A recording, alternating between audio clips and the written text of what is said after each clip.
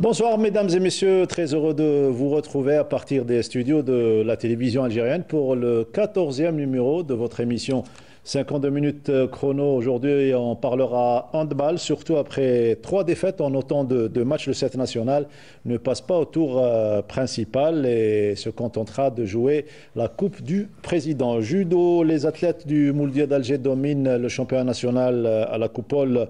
Mohamed Boudiaf, on reviendra avec plus de détails et notre collègue Sid Ahmed Bouraïb qui a couvert l'événement et commenté durant 2 journées la spécialité donc par individuel et par équipe. Basketball, l'USM Alger provoque son réveil face à l'équipe en forme du moment, le Nasr du Sindé, pour se relancer dans le championnat. Et puis, on reviendra sur la visite à Alger de la championne olympique de gymnastique Kéliane Moore. Tout cela aujourd'hui sans invité. On attendait Kéliane Moore, programme très chargé. Elle n'a pas pu écourter son entraînement aujourd'hui puisque les athlètes d'élite, vous le savez très bien, consacrent pratiquement la plupart de leur temps à l'entraînement. On va l'excuser et ce sera pour la prochaine fois, Inch'Allah. Donc, l'équipe de 52 chrono, par contre, est là, comme chaque lundi, pour vous donner toutes les informations et les analyses des différentes disciplines individuelles et collectives, à commencer par notre consultant Badreddine Belhadjouja, certainement très ravi de retrouver les téléspectateurs tous les lundis après-midi. Bonsoir Mokhtar, bonsoir Sid Ahmed. Écoutez, je ne peux qu'être ravi chaque lundi de retrouver nos chers téléspectateurs. Et ils sont, rassurez-vous, très ravis de vous revoir tous les lundis. Sid Ahmed Bouraïb également présent.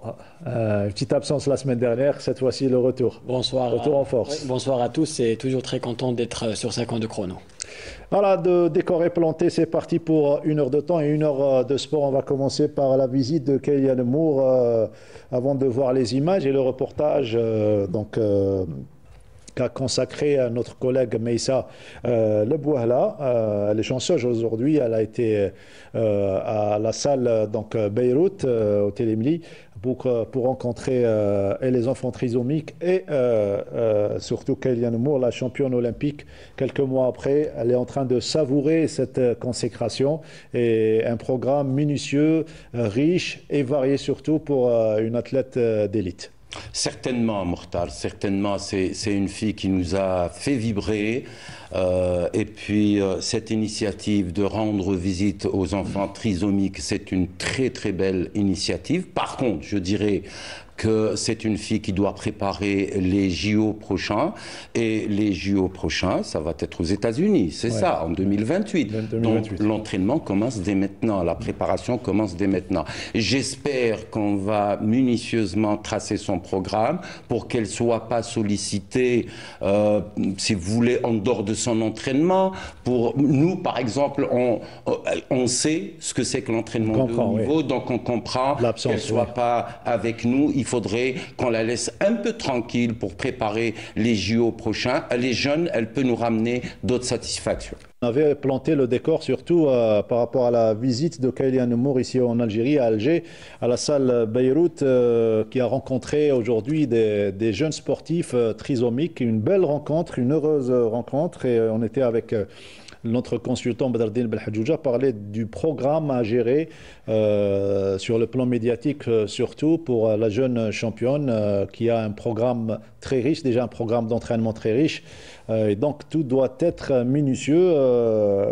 Mais c'est toujours une belle occasion pour les jeunes de rencontrer des champions olympiques. Ça peut être un déclic pour l'un d'eux pour pratiquer ce sport. Bien sûr, maintenant Kéliane Moore est un symbole pour eux. Elle est venue jusqu'à eux. Ça va les booster de savoir qu'elle s'intéresse à eux, qu'elle s'interroge sur leur situation. Et même pour elle, ça lui permet de faire une petite sortie et de se débarrasser un petit peu, on va dire, de la routine des entraînements qui peut peut-être être parfois un peu lourde sur le plan mental. Notamment pour les disciplines individuelles, la gymnastique, et Dieu sait combien la charge est importante dans ces disciplines. Ah oui, déjà sur le plan horaire hebdomadaire, je pense que c'est l'une des disciplines qui demande beaucoup d'entraînement. Et puis, écoutez, quand on est championne olympique comme Kéiliane Moore, vous savez, maintenir ce cap, c'est plus difficile d'avoir sa première médaille. Oui. Donc c'est pour ça que je disais tantôt que Kéiliane Moore doit s'adonner à une nouvelle préparation, à une nouvelle peut-être vision, comment elle va entreprendre sa préparation olympique pour se maintenir, et pour se maintenir, pour glaner encore une médaille. Ceci n'est pas facile du tout. Donc récidiver en tant que championne olympique, c'est plus dur que d'avoir sa première médaille. Ouais. Donc je dirais qu'elle est bien entourée, ça c'est une bonne chose. Maintenant, aux gens et aux personnes qui entourent cette fille, à adopter un programme jusqu'au JO 2028 correctement, minutieusement, la mettre à l'abri. C'est une bonne chose d'aller voir, par exemple, de visiter d'abord son pays, oui. D'une part, d'autre part, aller vers cette jante très trisomique, c'est une bonne chose, comme il a si bien dit notre ami Sid Ahmed. Ça va booster un peu ces jeunes vers la pratique sportive. Par contre, il ne faudrait pas trop la solliciter. C'est un avis personnel. Trop la solliciter là et là, je pense que ça va la faire sortir de cette boule, cette sphère de préparation solide. Parce que l'opération est différente. Absolument. La première pour obtenir la médaille d'or, et cette fois-ci pour se maintenir au haut de l'échelle et rester en forme jusqu'au jeu de 2028, c'est ça. Enfin, rester en forme, non. Faire une préparation, une nouvelle préparation, parce que même elle a plus de 3 ans devant elle, donc c'est 3 macrocycles, parlons méthodologie, c'est plus de 3 macrocycles, donc je dirais qu'il va y avoir des oscillations de forme, il va y avoir des objectifs intermédiaires, donc ces objectifs intermédiaires, il faudrait que ce soit bien étudié, donc il y a la forme qui monte et qui redescend parfois. Quand il n'y a pas une échéance mondiale, il faudrait baisser le rythme, il faudrait baisser la charge d'entraînement. Donc voilà, ce qui est dur, c'est que mentalement, l'athlète, parfois, il est fragilisé. Parce qu'il y a une vie de star à gérer. Il y a une vie de star, il y a une vie, si vous voulez, il y a une charge intense parfois, il y a des sommets à atteindre sur le plan charge, que ce soit pour les 2 paramètres, intensité ou volume. Donc tout ça doit être bien géré. Bien géré. De toute façon, elle a gardé le sourire auquel elle nous a habitués lors des Jeux Olympiques et bien avant, lors des étapes de Coupe du Monde. C'est ce qu'on va découvrir à travers le reportage et cette visite qui a eu lieu ce matin à la salle Beyrouth. Reportage Meissa Lebouhla.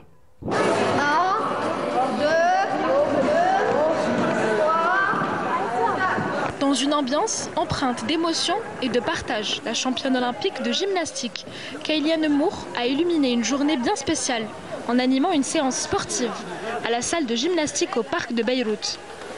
Un moment inoubliable pour les élèves du centre d'adaptation scolaire Ali Ramli. Cette séance s'inscrit dans le cadre du projet Mosaïque, conçu pour accompagner les élèves en difficulté à travers un programme complet favorisant la découverte et l'épanouissement des enfants. Et aujourd'hui exclusivement, parce qu'il y a il y a une panoplie d'activités, il y a la gym, il y a l'opéra, il y a le cinéma, où il y a exclusivement le centre de gymnastique, une séance d'entraînement avec Kéiliane Moore. Donc Kéiliane Moore, c'est l'ambassadrice du projet Mosaïque, le projet qui appartient à la fondation Inaya de Madar Ould. Kéiliane Moore, en tant que marraine du projet, constitue une avancée majeure dans l'accompagnement des élèves, bien plus qu'une simple figure symbolique. Son implication active se traduit par des échanges inspirants, incarnant des valeurs fondamentales. Ils découvrent la gymnastique à travers notre championne. J'adore travailler avec eux, c'est un plaisir, je le fais avec plaisir. J'ai bien vu qu'ils étaient très motivés et très contents d'être là, donc on s'est transmis un petit peu la passion de la gym. Oui, c'était vraiment bien ce matin de les voir vraiment la gymnastique. Et je pense que c'était bien plus que le sport ce matin. C'était surtout le partage et d'être tous ensemble. Je pense que depuis un certain temps, je pense que quand je viens et que les petites elles me reconnaissent, c'est vrai que des fois je suis un petit peu surprise parce que je me dis que quand même avant la gymnastique on ne connaissait pas trop en Algérie et que du coup le fait que j'arrive et qu'il y avait vraiment beaucoup de petites qui me reconnaissent, ça me fait super plaisir et ça montre que ça s'est de plus en plus développé aussi. Je suis très fière et honorée de représenter Inaya et le projet Mosaïque parce que ça me tient vraiment à cœur et encore plus maintenant que j'ai découvert un petit peu les élèves ce matin. C'était vraiment un moment de partage qui était vraiment bien et ce sera à refaire avec plaisir. Un parcours et un engagement qui devient un modèle d'espoir et de détermination, encourageant les élèves à croire en leurs capacités et à surmonter les défis qui jalonnent leur chemin. La gymnastique qui a offert à l'Algérie cette première médaille d'or historique, donc le haut. Par contre, le handball est en plein déclin, transition toute faite pour revenir sur le championnat du monde et surtout la participation algérienne qu'on qualifie de décevante. 3 défaites en autant de matchs. Oui, malheureusement. Du premier tour. Malheureusement, c'est ça. Hein, on a été déçus pas parce que l'équipe, le 7 algérien, sort de la compétition. On le savait au départ, c'était une mission impossible.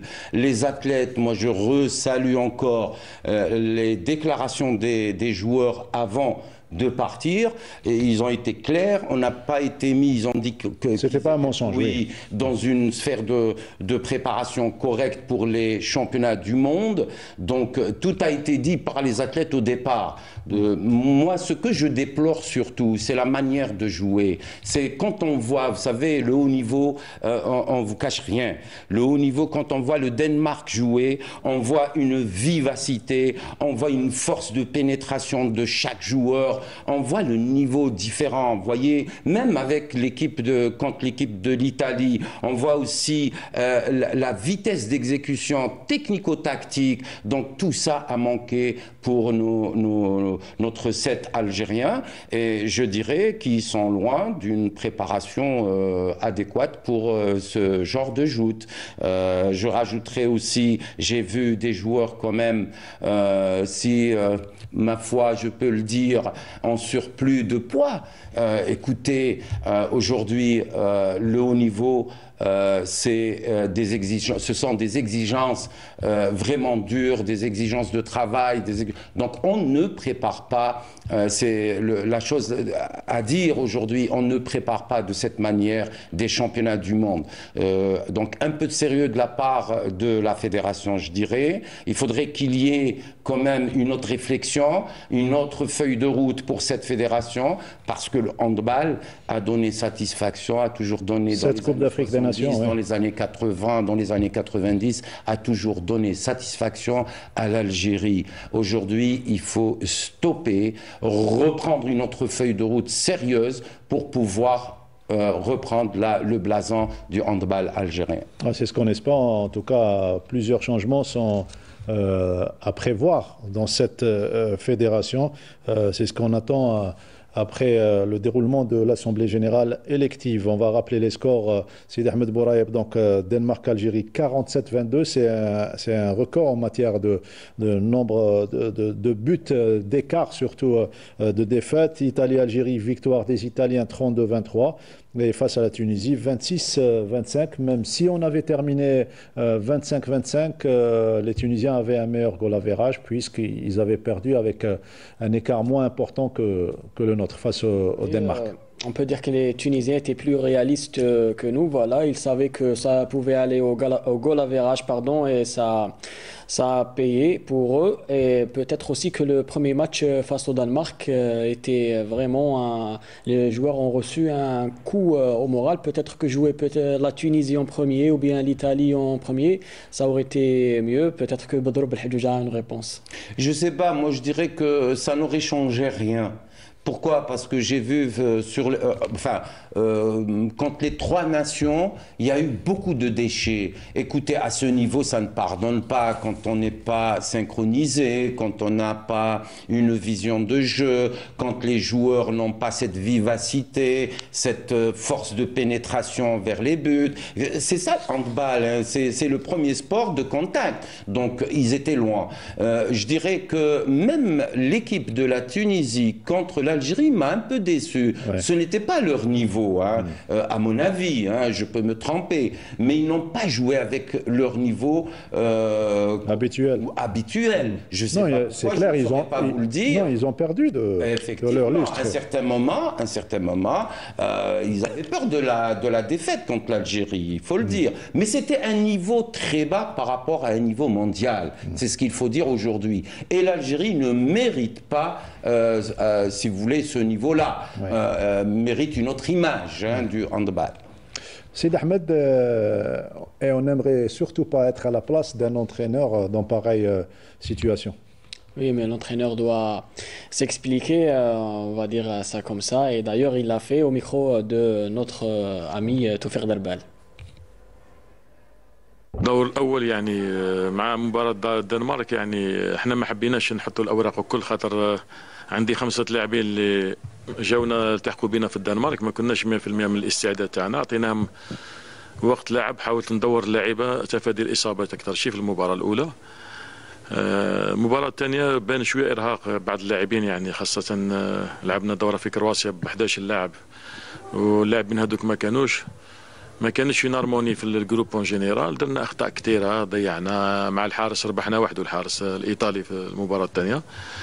مع هذا عاودنا اشتغلنا من الجانب الذهني مع اللاعيبه والحمد لله اليوم كان يعني حضور كانت مباراه قويه تسمى المستوى العالي هذا هو فريق تونس فريق لا يستهان به فريق عالمي كان رابع عالم ويعني كان ديما متفوق علينا ما فزناش عليه اكثر من 10 سنوات ما فزناش على الفريق التونسي وفي المباراة كامل كان يسيطر بالطول وبالعرض على الفريق علينا.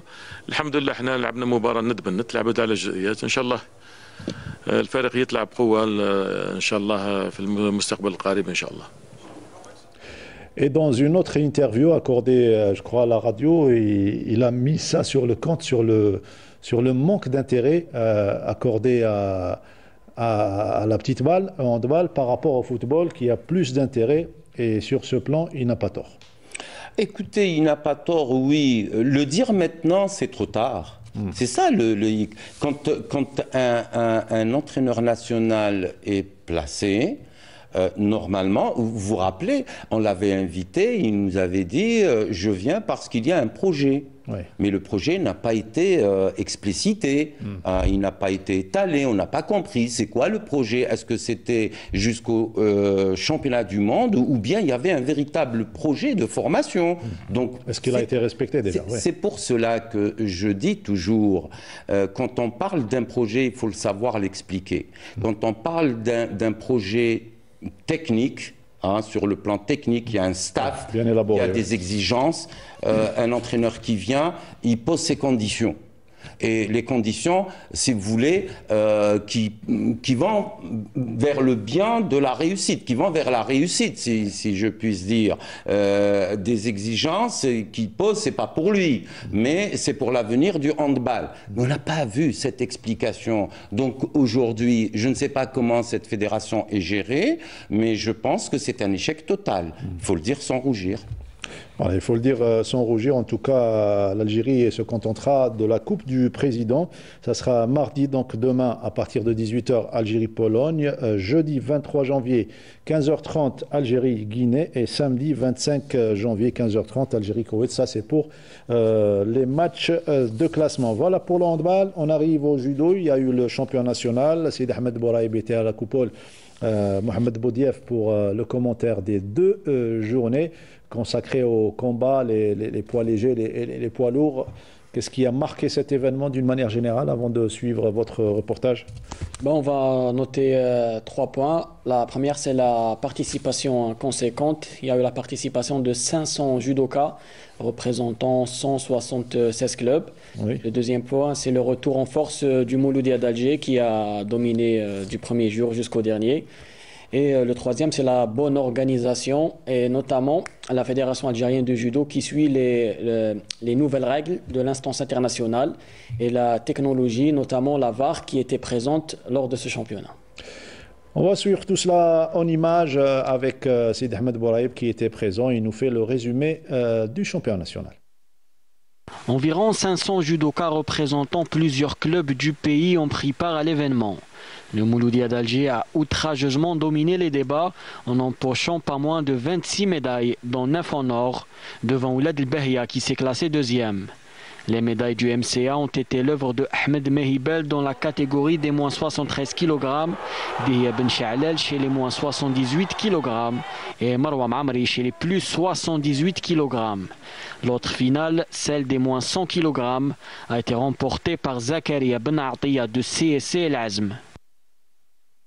Alhamdulillah, هذاك ربي وفقني اليوم وهذه من فضل ربي ثم فضل نفسي اللي ضحيت بزاف في يسو وخدمت بزاف وفضل النادي ديالي مولودية الجزائر ونشكر النادي ونشكر الرئيس عثمان ونشكر المدربين اللي خدموا معايا. الحمد لله يا ربي بفضل ربي سبحانه اللي قدرت نحصل على الميداليه الذهبيه بعد غياب دام اكثر من عام ونص على البطوله الوطنيه اللي قمت بعمليه على مستوى الكتف. الحمد لله اليوم المنافسه كانت في متناول الجميع في متناول وقدرت نحصل على الميداليه الذهبيه وبفضل ربي سبحانه وفضل النادي اللي كان واقف معي مولوديه الجزائر. هذا خويا وانا نعرفه عارفه وعارفني ثم كنا بنديروا خرجوا هذه المباراه والحمد لله خرجت المباراه شابه كما قلت لك وديه ومحبه والحمد لله. Le Mouloudia d'Alger poursuivra la domination lors de la dernière journée de compétition où l'équipe réussit à glaner 2 autres médailles, l'œuvre de Faiza Asyahin chez les moins 52 kg et Ashor Deni chez les moins 81 kg. A noter aussi le sacre de Amina Belkadi de Bab Hassan chez les moins 63 kg et Yasser Bouammar de Kob Oran chez les plus 100 kg. Son coéquipier Lokman Derroul fera de même chez les moins 80 kg. Pour rappel, ce championnat national était qualificatif pour les championnats d'Afrique prévus en avril en Côte d'Ivoire. Voilà, le rendez-vous est pris pour ce championnat d'Afrique. Là également, cette discipline doit retrouver son lustre d'antan et retrouver la scène internationale, bien qu'il y avait Amina Belkadi et Driss Messoud, les 2 judokas qui étaient présents en force aux Jeux Olympiques, notamment Amina Belkadi. Oui, le judo peut donner satisfaction à l'Algérie pourvu que ce soit encore une fois une feuille de route bien claire et explicite. Vous savez, ce qui est à relever et ce qui est bien, un championnat national où toute l'élite est présente, sauf Driss, je crois, Driss Messoud qui était blessé pour faute de blessure, et puis Lili, je crois, hein, c'est les 2 absents de l'élite nationale. Vous savez, Lili également qui était au jeu, oui. C'est ça.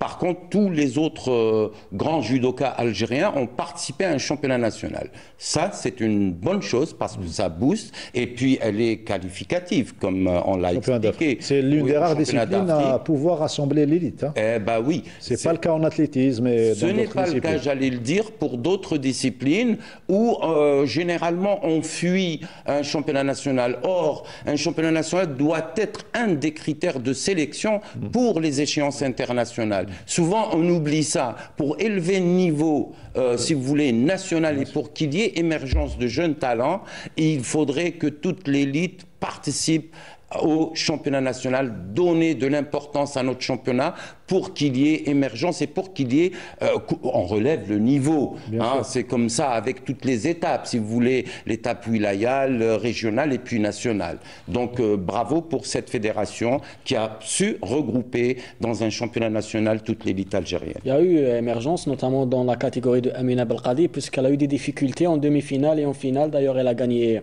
difficilement son combat à cause de blessures de l'adversaire en finale. Donc la relève est toute là. Elle est assurée. Oui. Voilà, c'est une bonne chose. Et l'Algérie qui organisera le championnat d'Afrique 2027. Oui. Ça sera un an des JO, une occasion d'amasser le maximum de points. Et la fédération qui vise une participation conséquente pour 2028. Je l'espère bien. Hein. Le judo mérite quand même une bonne place aux JO. Là, c'est des signes d'élaboration de programme. Là, c'est un programme qui est allé jusqu'à 2028 avec des compétitions qui se déroulent chez nous. Oui. L'occasion de... Ah bah oui, c'est un des paramètres. Hein. Il faut le dire, il faut l'expliquer à nos chers téléspectateurs. La compétition et l'animation sportive, c'est un des paramètres qui contribuent à l'émergence de champions et à la qualification au JO et pourquoi pas des médailles en judo. Par contre, il y a d'autres paramètres. Il y a d'autres paramètres tels que la préparation, les moyens adéquats pour préparer une telle envergure comme une telle échéance comme les Jeux Olympiques ou un championnat du monde. Donc il faut des exigences. Et parmi ces exigences, c'est la préparation spécifique aux participants. C'est-à-dire en telle période, où est-ce qu'ils doivent se trouver, quels sont les sparring partenaires pour nos athlètes, quels moyens sur le plan médical nous devons mettre en place, quel staff technique élargi comme par exemple les kinés. On a souvent tendance à oublier le travail des kinés pendant une échéance, pour etc. accompagner pour la récupération. Et tout ça doit être mis en place bien avant et bien étudié par la fédération, par les entraîneurs nationaux pour pouvoir accéder à un autre niveau. C'est ce qu'on espère, une bonne organisation pour toutes les disciplines. On quitte le judo pour parler cette fois-ci de basketball et la 10e journée. La fiche de cette journée a opposé l'USM Alger au Nasr du Sindé, un derby algérois, mais surtout favorable à l'USM Alger qui occupe la 11e place, champion d'Algérie en titre il y a de cela 2 années et vainqueur de la dernière Coupe d'Algérie qui se retrouve dans cette situation. Il se devait de réagir face à celui qui occupait il y a de cela 2 semaines la première place, à savoir le Nasr du Sindé. Une belle victoire des USMistes sur le fil, comme nous le décrit notre reporter Ramzi Mhamdi.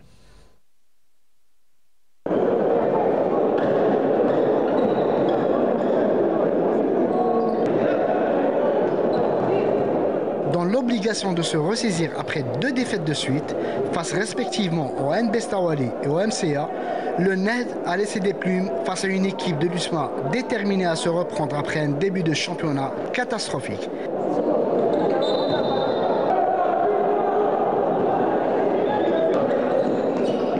Dès le coup d'envoi de la rencontre, Medjoubi et les siens infligent un 9-0 aux gars du Sindé qui n'arrivent pas à trouver la mire, mais se reprennent en revenant au score 9-6, puis parviennent à niveler la marque 9-9 avant de reprendre le dessus sur une équipe usmiste brouillon dans ce premier carton 15-9.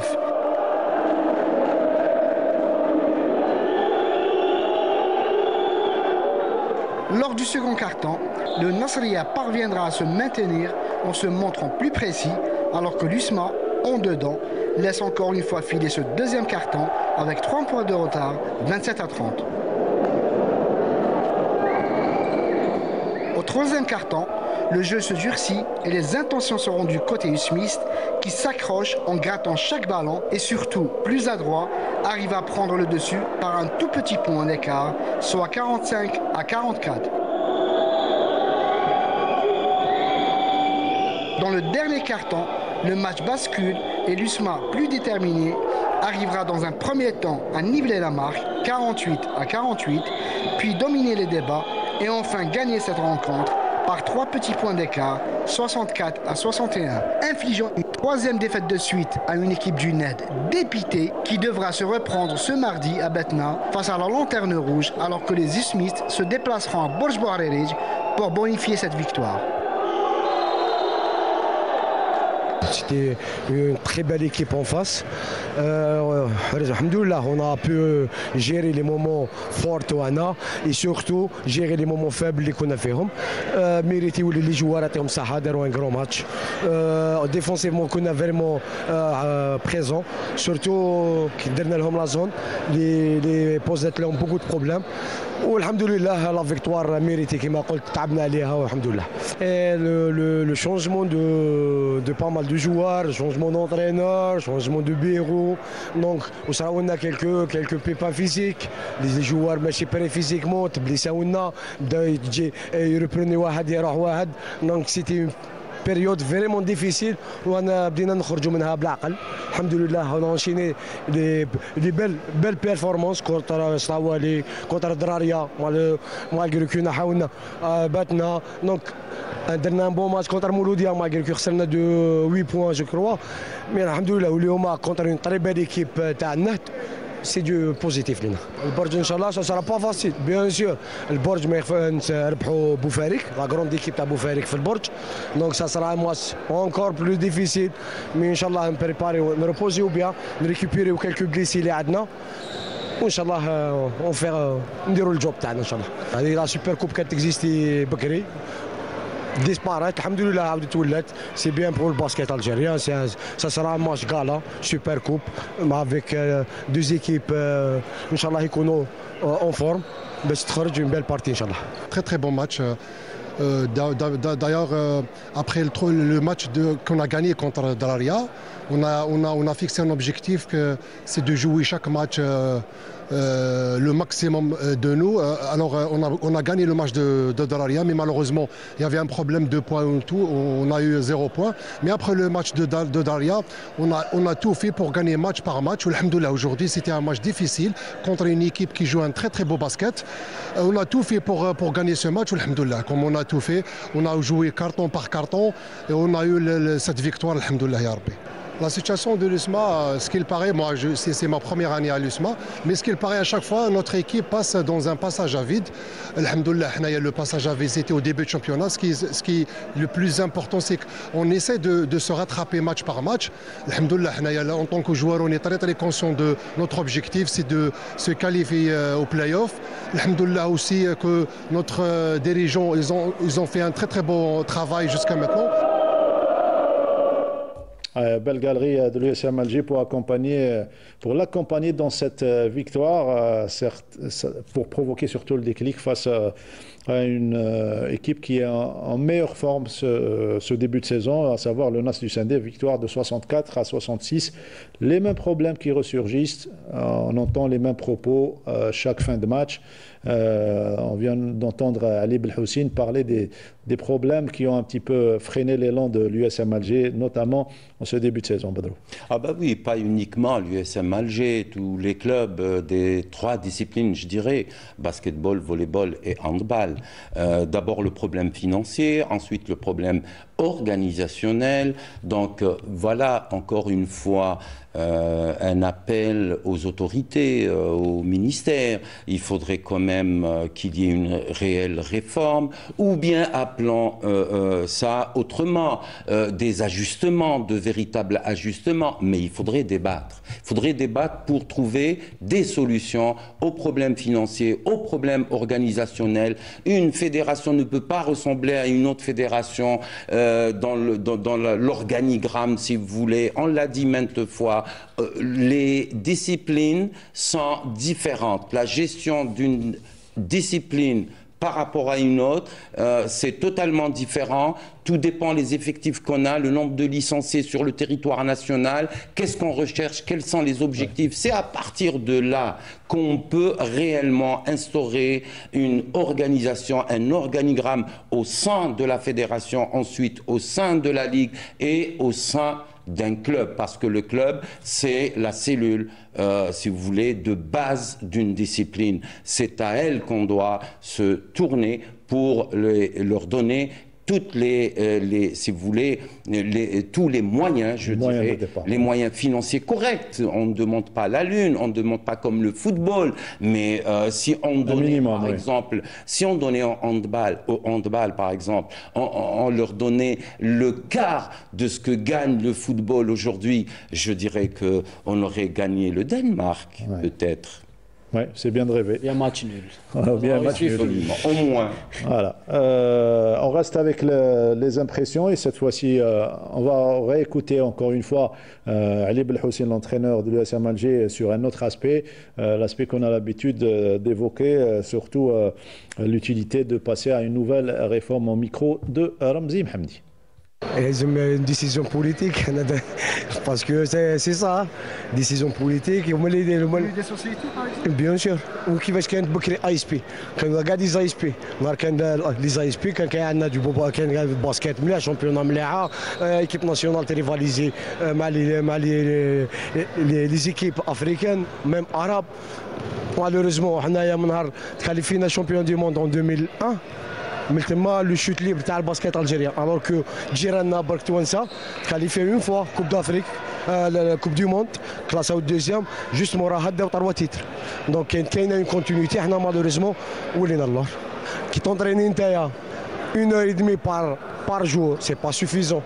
باش تكون انت بيرفورمون ديورون كاع لا سيزون دونك كي تكون تيمي بروي باسكو ما نخفي لكمش لي جوار تاعنا كاين اللي يقرا كاين اللي يخدم كاين كل واحد كيف لا سيتياسيون تاعو دونك ما نقدروش نونطرينيو لي بي كوتيديان ما نقدروش نديرو ميسكولاسيون ميم لي انفراستركتور مخصوصين بزاف باسكو لا بروف حنا لوسما نورمالمون نريسيفيو في لا بوينت كوم لا صاله اللي ديفايون شويه تثبشتها خفنا تري بيل سال خدموها فوالا دونك لازم لنا لي زانفراستركتور ثاني هاد لا صال هادي كانت بلانر كان تيران داروا دي شاربونت منا داروا تري بيل صال خدموها بصحتهم دار البيضاء ان شاء الله d'autres clubs يكون عندهم دي صال باري. Basket algérien, malheureusement, on a plusieurs problèmes. Par les problèmes, c'est actuellement, on a un problème de sponsoring. On n'a pas un seul sponsor étatique pour chaque. Normalement, on devrait avoir chaque sponsor étatique pour chaque club. Deuxièmement, c'est la formation. On a un problème de formation, que ce soit pour les arbitres, pour les entraîneurs. Et puis, d'autres facteurs aussi, c'est les moyens, l'infrastructure. On a un problème, nous, en tant qu'équipe de l'ISMA, on a un grand problème de salle. On s'entraîne actuellement à Dalbeda et on joue là, et pourtant on a une salle à Raïs Hamido, on a un problème d'étanchéité et tout. Il y a plusieurs facteurs pour que le niveau actuel est comme ça. On vient d'écouter un petit peu l'entraîneur et Mohamed Amaria, l'un des plus anciens et respectables joueurs de cette équipe de l'USM Alger. Ali Belhoussine disait que depuis 2001, la discipline n'a pas relevé sa tête et surtout cette qualification mondiale d'Indianapolis. Il faisait partie de la campagne de qualification. Malheureusement, il n'a pas été sélectionné pour le mondial juste après. À présent, on va découvrir les résultats et le classement après la 10e journée. On revient avec Badreddine Bouhadjouja, encore les mêmes propos. Et surtout, 2001, c'est un repère. Hein. Tous les basketteurs disent la même chose. 2001, championnat d'Afrique qualifié au mondial d'Indianapolis.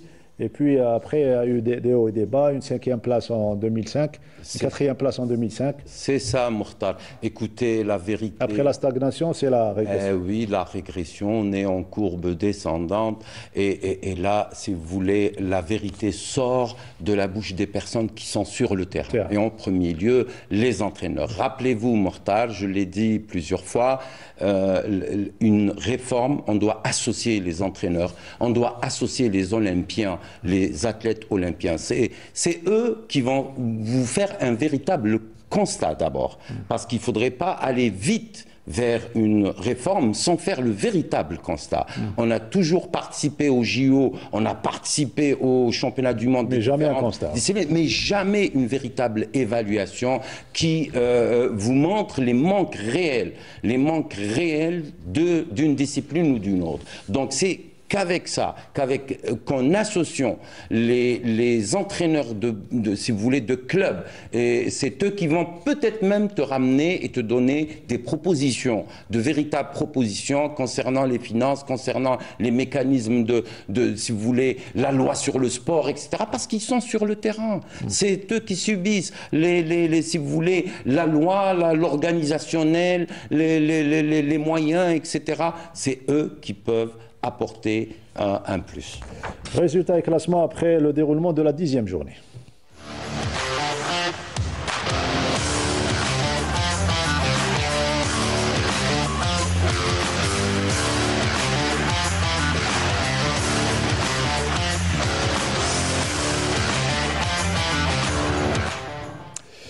Voilà donc pour le basketball, messieurs. Donc on va parler à présent de volleyball. Dames, la nationale 1, la mise à jour, il y a eu 3 rencontres, il n'y a pas eu de journée de championnat. Il y a eu le NC Béjaïa qui a remporté le derby face à l'ASW Béjaïa. On va voir les images, surtout du match qu'a opposé le Mouloudia d'Alger à l'USP Aqbou, 3-7-0, domination des Mouloudéennes dans ce match, quoique les Akboussiennes n'ont pas à rougir de cette défaite. Bien au contraire, c'est une équipe formatrice et qui avance progressivement. Des fois, il y a de belles défaites.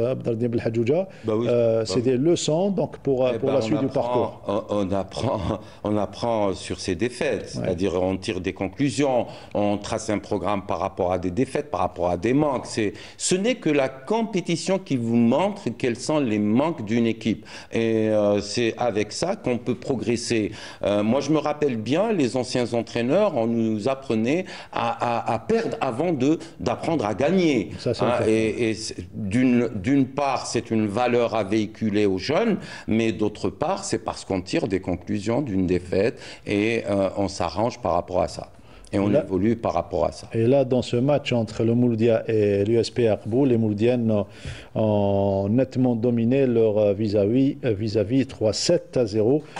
Pour conserver la première place avec 21 points. Les Mouloudiennes, d'une manière générale, c'est Ahmed Bouraïb, qui reviennent en force dans les différentes disciplines, que ce soit collective ou individuelle.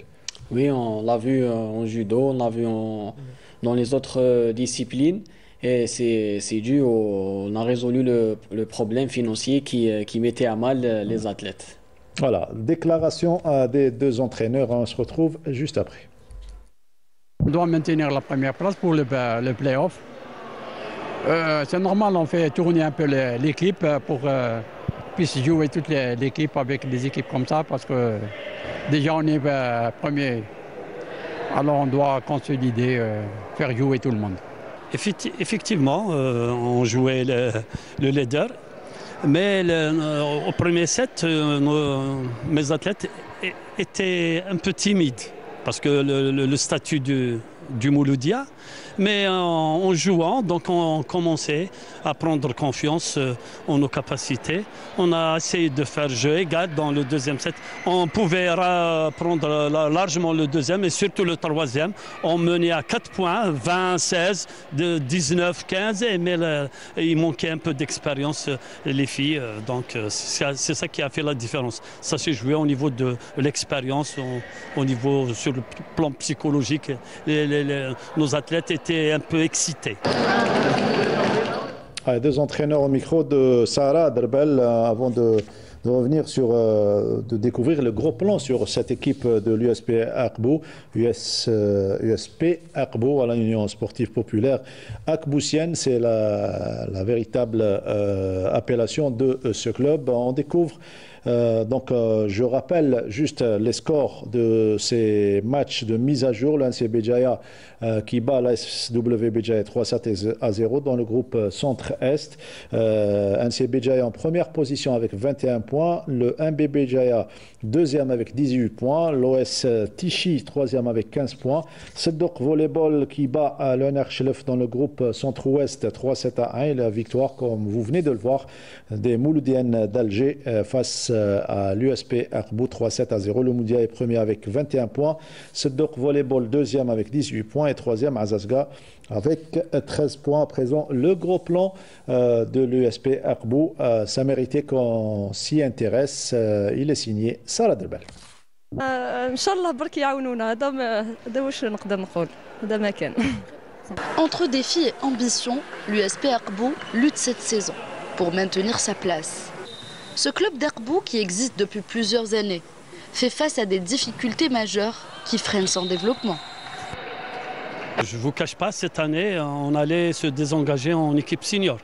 On a repris juste à la veille de la compétition. Franchement, on s'est retrouvé avec 4 athlètes qui restaient de l'effectif de l'année passée. Donc, on n'a pas fait une mauvaise préparation, mais on n'a pas fait du tout une préparation. Donc on a entamé la phase compétitive avec les moyens de bord. On a mal démarré la saison, manque de préparation. On a débuté juste après le début du championnat. Genre la première semaine, on a débuté les entraînements. On n'a pas eu dommage. L'absence d'une infrastructure adaptée dans la région est une problématique qui pèse sur l'équipe. Plus de 40 km pour effectuer un entraînement, un véritable casse-tête pour le staff et les joueuses. On s'entraînait 4 fois par semaine. On allait jusqu'à Amizour, la résidence universitaire d'Amizour, pour s'entraîner. On faisait jusqu'à 70 km chaque jour et les athlètes sont éparpillés. Chacune, elle venait d'un village ou d'un patelin, mais avec leur sacrifice et le sacrifice de leurs parents, quand même le fruit il est là. رانا بزاف بعد حنا بعد شويه على أقبو تما بعد شويه انا في تيشي وكاع حتى لأقبو mais quand même ça va. On gère un peu, on fait des sacrifices et c'est tout. On a toujours joué des playoffs, on avait une très très bonne équipe. Mais cette année, on avait des athlètes qui sont partis, qui sont se mariés. Donc on n'a pas eu des athlètes de Aqbo. Chacune mène Winjet. Du coup, c'est pour ça. On a fait vraiment un faux départ. On ne se connaît pas et c'est pour ça. Avec un effectif largement renouvelé, l'Union sportive populaire d'Aqbo joue sa 4e saison parmi l'élite et contrairement à l'année précédente, l'objectif principal de cette saison est le maintien. C'est une nouvelle équipe, carrément, donc on essaye de faire de notre mieux pour former un groupe, c'est un groupe en formation. Donc l'objectif principal malgré les difficultés cette année, c'est de maintenir le maintien et d'être à la hauteur. On s'est retrouvé avec 4 athlètes, on est tenu de ramener des athlètes, on a ramené des athlètes de différents clubs de la Wilaya de Béjaïa, de Téchi, de Touja, ainsi de suite. Donc on a essayé. Donc ces filles manquaient d'expérience, il y a des filles qui manquaient de compétition. Donc on a complété l'effectif avec des cadettes de 2007. Et effectivement sur le banc, parce qu'on n'avait pas un effectif assez riche en senior. Mais quand même, avec le travail et l'assiduité des athlètes et leur engagement, leur sacrifice, il faut qu'on soit réaliste. L'objectif cette année, parce que je l'ai dit déjà, on n'a pas fait de préparation. L'objectif principal, c'est de se maintenir en super division. C'est juste le maintien. On est les derniers en classement. C'est vraiment triste. Malgré les obstacles, l'USP Aqbo reste une fierté pour la région. Et si le chemin est encore lent et semé d'embûches, ces volleyeuses s'accrochent à leurs valeurs. Leur combat est plus qu'un enjeu sportif. Le sujet n'est pas encore terminé. Qu'est-ce qui s'est passé au niveau de la régie? Le combat est juste sportif. C'est vrai que c'est un réel combat, un défi, un grand défi, notamment pour la pratique féminine, où il y a plusieurs facteurs qui freinent un petit peu l'élan de l'évolution. C'est ça, Mokhtar.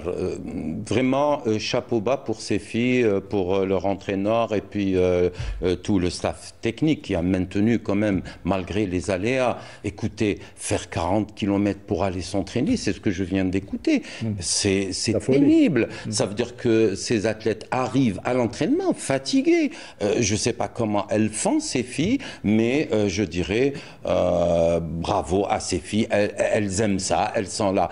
Je pense que la région de Béjaïa, c'est un pôle de développement par excellence en volleyball. Je pense que Béjaïa a 7 équipes, si je ne me trompe pas, en national 1. Tout un groupe où il y a des équipes de la région de Béjaïa. Ça mérite qu'on les cite, Abdeldim Blahadouja, de la première équipe à la 8e du groupe Centre-Est, NC Béjaïa, MB Béjaïa, OS Tichi, CR Touja, RC Béjaïa, le Wydad de Béjaïa, JS Tizim Barbar et ASW Béjaïa. 8 équipes de Béjaïa. Et qu'est-ce qu'on attend pour aider ces jeunes filles, pour donner les moyens à ce pôle de développement de Béjaïa qui nous donne satisfaction. Je pense qu'il y a même des éléments qui sont en équipe nationale. Voyez-vous, écoutez, Béjaïa, moi j'en connais un petit morceau. Béjaïa a des techniciens qui sont formés en volleyball, en athlétisme. Discipline technique. Oui, des disciplines techniques. qualifié même en football. D'ailleurs, Akbo est monté en National Excellence, plutôt, oui, en division... Ligue 1 professionnelle. Ligue 1 professionnelle, donc Ligue 1 professionnelle. Mais je dirais que c'est une région sportive par excellence. Il faut que l'État, il faut que le ministère puisse aider ces jeunes à poursuivre leur amour, leur volley, leur football, leur athlétisme. Vous savez, l'athlétisme, par exemple, c'est pratiquement 50% des équipes nationales jeunes et seniors sont issus des équipes de Béjaïa aussi. Donc. Béjaïa, ville de sport, ça pourrait être un titre pour un documentaire très prochainement sur Canal Algérie. Les Akboussiennes, on va les retrouver en handball. Elles sont venues battre les USNDN dans la salle Zivago à Al-Harrach, les USNDN qui avaient pourtant bien démarré. On va voir les images, la rencontre en dominant lors de la première période, donc 12 buts à 10. Voilà, elle joue ici à la salle d'Al-Harrach. Et sursaut d'orgueil, lors de la deuxième période, les Akboussiennes ont fait sortir le grand jeu pour s'imposer ici à Alger, revenir à Akbo avec les points de la victoire 25-19. À la belle victoire en déplacement. Akbo qui occupe la 4e place alors que USND, à qui on avait consacré récemment un gros plan avec notre collègue Sarah Derbel, occupe la 11e place alors que c'est les Elbiaroises qui sont en première position avec 20 points. Les Elbiaroises qui ont joué donc vendredi leur rencontre. Et elles se sont imposées 33-17 en déplacement face au TS Sétif. On écoute les déclarations au micro de notre collègue Maïssa Lebouala. Un petit problème d'enregistrement. Est-ce que le son est bon cette fois-ci ou bien on va découvrir les résultats et le classement après la 10e journée de l'Excellence Dame. D'écart. Mais la suite, je pense que cette fois-ci, je dirais bien que cette fois-ci, on a vraiment donné le match. On a donné un cadeau pour cette équipe parce que devant les buts, on a raté. On a fait beaucoup d'erreurs techniques, de fautes individuelles, ce qui a fait que l'équipe d'Akbo remonte aussi rapidement le score et prend les devants et on termine avec un score de 7 buts d'écart. Les filles commencent quand même à apprendre et à avoir de l'expérience là-dessus. Il y a certaines erreurs qu'on faisait au début des matchs. Maintenant, on est en train de progresser là-dessus. Mais toujours, il y a du travail à faire. C'est l'équipe de l'avenir. Je dirais que c'est l'équipe de l'avenir. Il faut juste qu'elle croie en elle. Il faut qu'elle travaille aussi. Et il faut que vraiment elle travaille durement pour qu'elle puisse quand même arriver au niveau de l'excellence. Tout d'abord, je tiens à féliciter mon équipe pour ce match et cette victoire bien méritée. Ce n'était pas facile, car notre adversaire était fort. En première mi-temps, on s'est incliné, mais nous nous sommes repris en deuxième période et avons réussi à décrocher la victoire. Bien que ce fut un match très difficile, avec de la détermination, nous avons réussi. Merci encore une fois, nous espérons...